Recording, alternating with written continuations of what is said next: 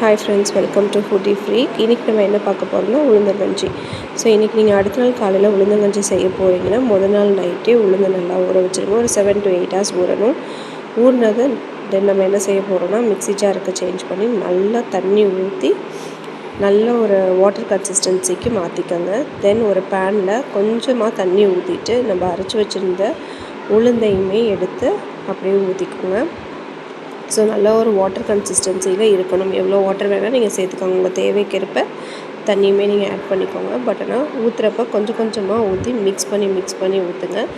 இந்த பேனில் ஆல்ரெடி எதுக்கு நம்ம தண்ணி ஊற்றி வச்சுருக்கோன்னா, நீங்கள் டேரெக்டாக வெறும் பேனில் ஹீட்டான பேனில் நீங்கள் உளுந்து ஊற்றுனீங்கன்னா உடனே அது வந்து கட்டி பிடிச்சிக்கும். ஸோ அதனால தான் நம்ம வந்துட்டு ஆல்ரெடி தண்ணி அங்கே சேர்த்துட்டு அந்த தண்ணிக்கு மேலே நம்ம அரைச்சி வச்சுருக்க உளுந்தை சேர்க்குறோம். நம்ம உளுந்தோட வேறு எதையுமே ஆட் பண்ணல, வெறும் உளுந்தாக தான் அரைச்சிருக்கிறோம். ஸோ நல்லா இதை வந்துட்டு தண்ணி எவ்வளோ சேர்க்கணுமோ நீங்கள் சேர்த்துக்கோங்க. உங்கள் தேவைக்கேற்ப தண்ணி சேர்த்து நல்லா இதை கிண்டி விட்டுட்டே இருங்க. கட்டி பிடிக்கவே கூடாது. பாருங்கள், கொஞ்சம் ஹீட்டாக அது வந்து கட்டி பிடிக்க ஆரம்பிக்கும். ஸோ கையெடுக்காமல் கிண்டி விட்டுட்டே இருக்கணும். இல்லாட்டி ரொம்ப திக்காகிடுச்சுன்னா ரொம்ப கட்டி பிடிச்சிடும். அதுக்கப்புறம் நம்மளுக்கு குடிக்கிறப்ப நல்லா இருக்காது. ஸோ இதை கண்டினியூஸாக கிண்டி விட்டுட்டே இருங்க. இந்த மாதிரி கட்டி இருக்கிறது எல்லாமே நீங்கள் அப்பப்போயே கரைச்சி விட்டுட்டே இருங்க.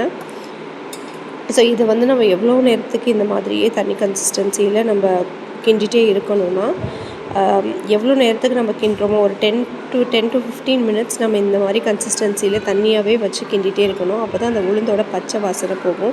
இல்லாட்டி நீங்கள் அந்த உளுந்தங்கஞ்சி குடிக்கிறப்ப அந்த உளுந்தோட பச்சை வாசம் அடிக்கும். அப்போ நம்மளால் குடிக்க முடியாது.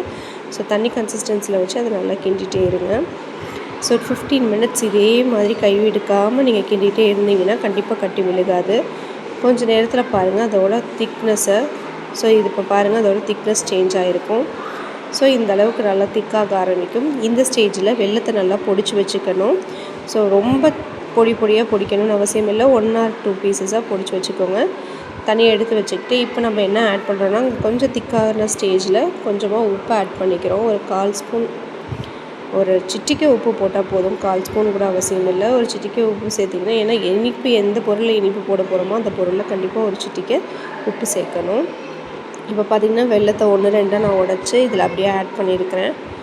இந்த மாதிரி ஒரு திக்னஸ்க்கு வந்ததுக்கப்புறம் தான் நம்ம வெல்லம் ஆட் பண்ணணும்.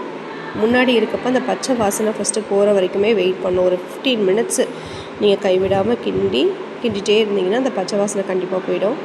அதுக்கப்புறம் பாருங்கள், வெல்லம் போட்டதுக்கப்புறமும் அப்படி தான் கிண்டிகிட்டே இருக்கணும். கை எடுக்கவே கூடாது.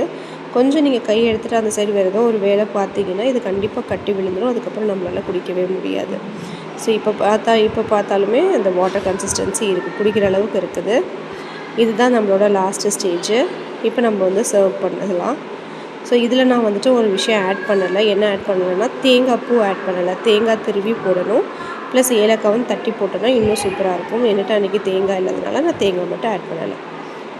ஹெல்த்தியஸ்ட் ஃபுட், நம்மளோட சவுத் இந்தியனோட ட்ரெடிஷ்னல் ஃபுட் உளுந்தங்கஞ்சி ரெடி ஆகிடுச்சு. இது ஹெல்த்தியஸ்ட் ஆப்ஷன், ஹெல்த்தியஸ்ட் பிரேக்ஃபாஸ்ட். எல்லோரும் ட்ரை பண்ணுங்கள்.